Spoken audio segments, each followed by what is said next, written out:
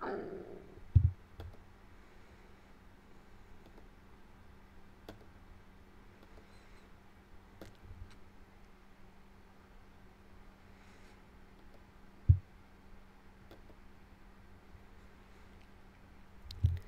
YouTube, my name is Daniel,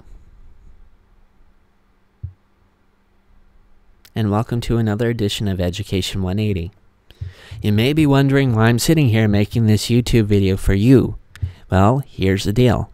Today we'll be talking about the 6th section on the logical reasoning module on analyzing the structure of the argument.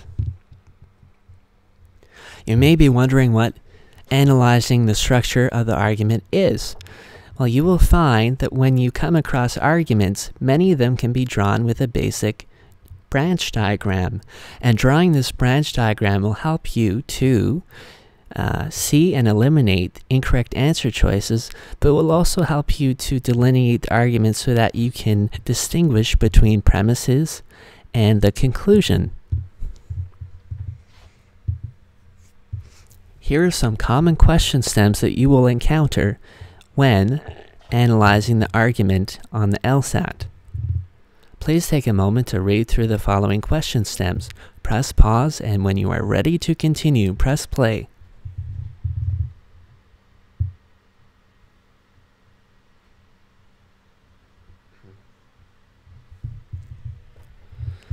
We will continue.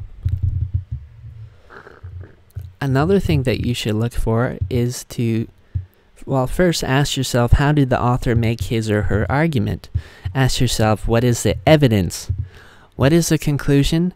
And what is the nexus between the evidence and the conclusion? Nexus is just a fancy word for what is the connection between these two, the evidence and the conclusion.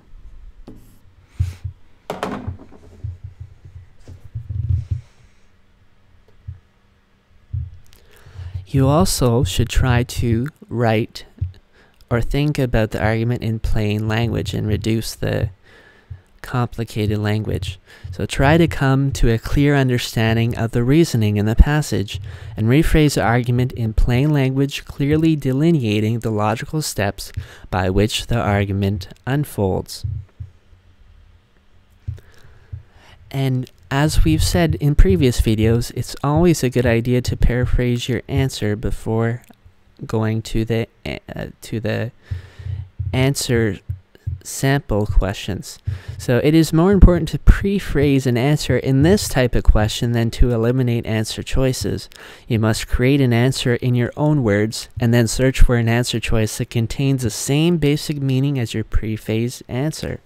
The correct answer choice will contain a correct description of the argument structure in specific terms.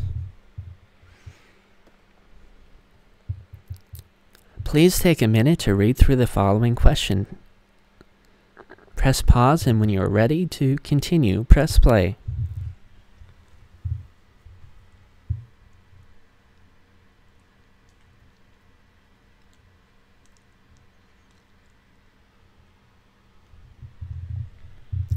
We will continue. Let's take a look at the following question together. So the question reads as follows.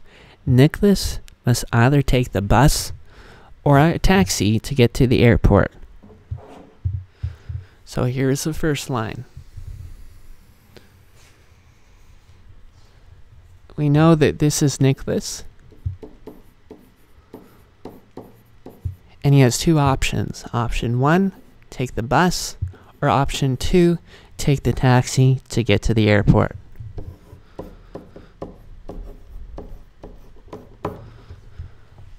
Second sentence, everyone knows that the airport does not run today. The airport bus does not run today. So we've crossed out the bus. Although Nicholas generally avoids taking taxis, he must have today since he was at the airport this morning. So the basic structure works like this. There are two options to get to the airport. You got the bus and you got the taxi. We know that the bus isn't available today, so he had to have taken the taxi as he was at the airport. So 2 options, we eliminated 1, so therefore he must have taken the taxi.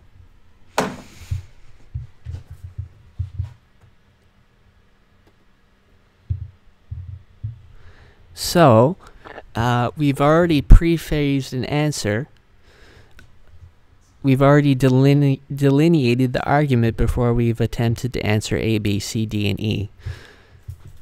So the last part of the question reads, the method of the argument is to A, substitute a claim about what always occurs for a claim about what commonly occurs. B, shows that certain possibilities are not exclusive. C, posit that if a condition is true, it will be known to be true. D, demonstrate that something is the case by ruling out the only alternative. D is our correct answer choice. That's exactly what we did. We had 2 options, the bus and the taxi. We know that he couldn't have taken the bus today because it's not running, so therefore he had to have taken the taxi. We've ruled out the only alternative, the bus.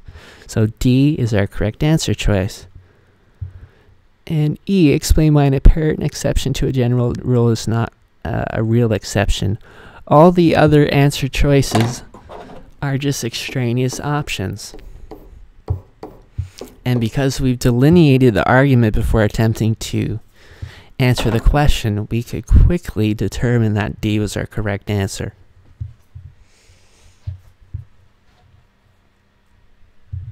Let's take a look at another question, shall we?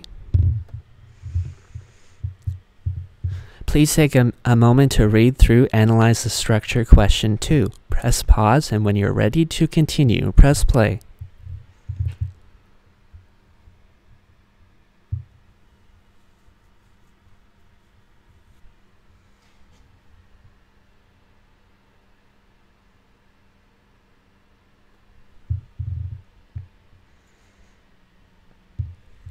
We will continue. So let's take a look at the following question together. In his article, Blake Sutherland relies on survey data in which women responded overwhelmingly in the affirmative when asked if they experienced discrimination in the workplace. So this part up to here is the first picture. We can summarize that by saying woman responded to a survey and they said they were discriminated against. Second part, Sutherland concludes that existing legislation falls short of creating a healthy environment in which women may work and ought to be revised. So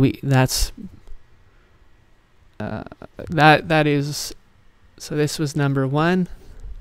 We can use a different color. Let's use blue.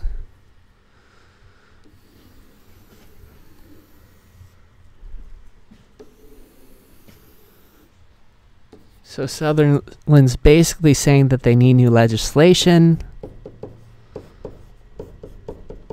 so that women can feel like they have a healthier environment to work in. And the third part is not uncommon, however, for persons to feel underappreciated at work, and women could be more apt to blame for this on discrimination. The perception of discrimination does not necessarily directly equate with actual discrimination. So that's the third part.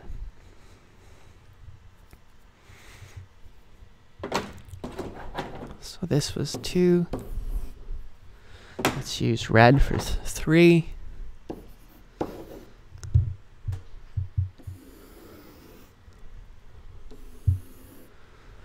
So we said for the third part here, author says women are feeling underappreciated and are blaming this on discrimination, even though they may not be actually discriminated against.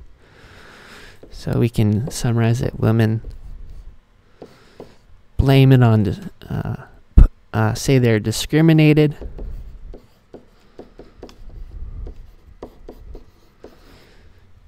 When they're not actually discriminated against, not necessarily discriminated against.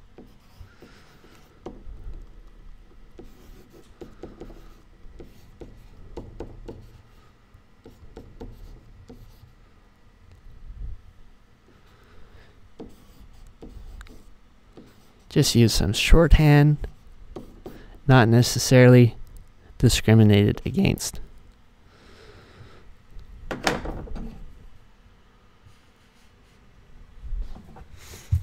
Alright, so that's the basic structure of our argument.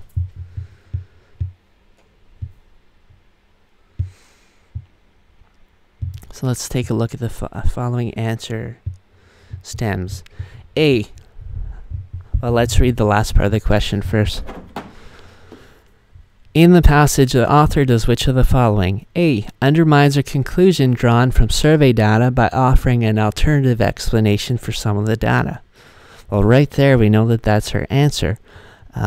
If we go back to the question,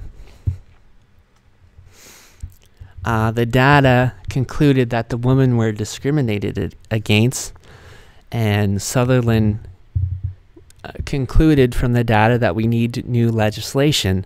But the author here gave an alternative explanation for the data in that they were really feeling underappreciated, and because they're feeling underappreciated, they're blaming this on discrimination, even though they may not be actually discriminated against. So, in other words, the author came up with an alternative explanation, which would therefore warrant A as being the correct response. For argument's sake, let's take a look quickly at the other possibilities. B. Undermines the conclusion drawn from survey data by offering a specific counterexample. No counterexample that I saw was given. So B is incorrect. Let's X B out to avoid confusion. C. Undermines the conclusion by showing that the survey data is generally not a reliable basis upon which to amend legislation. It didn't talk about in the passage about the reliability of survey data, so C can be eliminated. Didn't talk about survey data. Okay, D. Undermines the conclusion drawn from survey data by questioning whether women can accurately interpret elements of their working environment. It didn't, see, this is a tricky part of the question that you really have to be aware of the nuances. It said that women could be more apt to blame being underappreciated on discrimination. It didn't raise the question of whether women are capable of accurately interpreting what they're experiencing in the workplace. It just said that women tend to blame this on discrimination. Do you understand the nuance? There is, how do I put it? They're not putting into question whether women can actually interpret what they're experiencing. It's just saying, that women are doing this, they're blaming this on discrimination. So this is why, for that slight nuance, D is incorrect. E. Undermines the conclusion by criticizing the survey upon which the article is based. It wasn't undermining this, it wasn't criticizing the survey per se, it was just saying that perhaps the survey was perhaps a woman in the survey were blaming what they were experiencing, which was underappreciation falsely on discrimination. It wasn't criticizing the survey, it was criticizing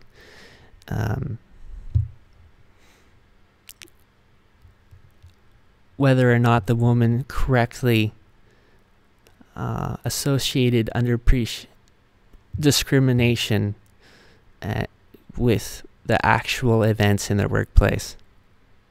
So A, to summarize, was our correct answer.